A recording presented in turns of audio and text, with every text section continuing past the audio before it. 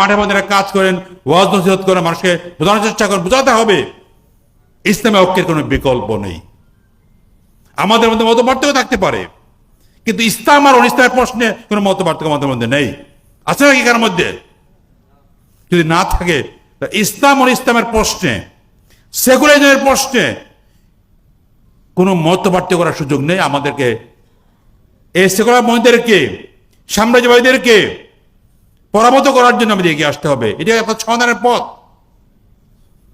তাই আপনাদের অনুরোধ করব, আমরা সবাই আসুন, আমরা রাজনীতির ময়দানে ঐক্যবদ্ধ হয়ে সংগ্রাম করি, ঐক্যবদ্ধ হয়ে সেকুলার পন্থীদেরকে, বামপন্থীদেরকে, তথাকথিত ডানপন্থীদেরকে, পশ্চিমপন্থীদেরকে আমরা পরাভূত করার ব্যবস্থা করি।